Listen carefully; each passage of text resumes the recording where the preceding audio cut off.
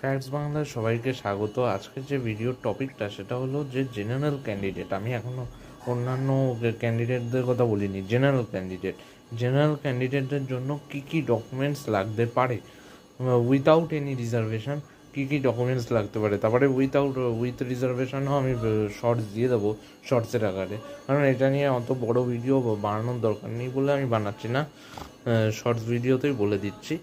সেটা হলো জেনারেল ক্যান্ডিডেটদের জন্য যে সমস্ত জিনিসগুলো লাগতে পারে তার মধ্যে হলো 1 নম্বর হলো মাধ্যমিকের অ্যাডমিট কার্ড আর বার্থ সার্টিফিকেট। এই দুটোর মধ্যে যে কোনো একটা। এটা কেন লাগবে না, তুমি তোমার ওই ডেট অফ বার্থ দেখবে বা তোমার জন্ম কত সালে দেখবে বা এই সমস্ত কিছু যে দেখার জন্য তোমাকে মাধ্যমিকের অ্যাডমিট কার্ড অথবা বার্থ সার্টিফিকেটটা দেখবে। তারপরে হলো এইচএসের মার্কশিট 2 নম্বর, মাধ্যমিকের মার্কশিট 3 নম্বর।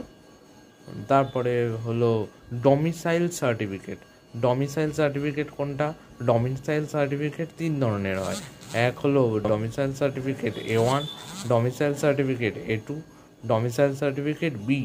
এবার কে কোনটা করবে না, A1 যারা করবে আমি পুরো স্পেসিফিক্যালি বলে দিচ্ছি। A1 কারা করবে? A1 যেগুলো হলো বিডিও, এসডিও, এরা A1 করে। এবার আমি মোস্টলি প্রেফারেবল করি A2।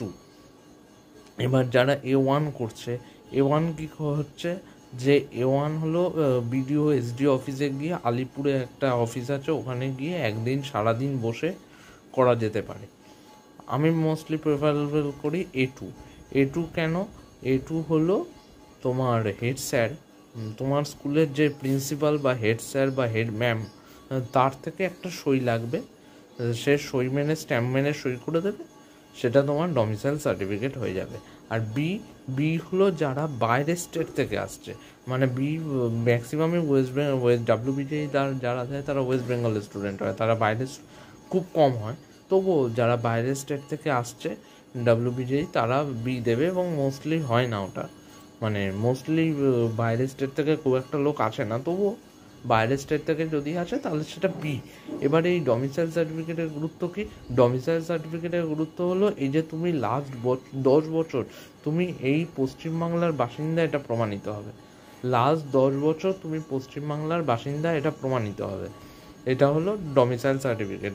তাই আমি জেনারেল ক্যান্ডিডেটদের জন্য সমস্ত কিছু বলে দিলাম যে কী কী ডকুমেন্টস লাগবে। এরকম ফার্দার ভিডিও পেতে চ্যানেলটা একটু সাবস্ক্রাইব করে দিও, তাহলে একটু ভিডিও বানাতে মোটিভেশন লাগে আর কি।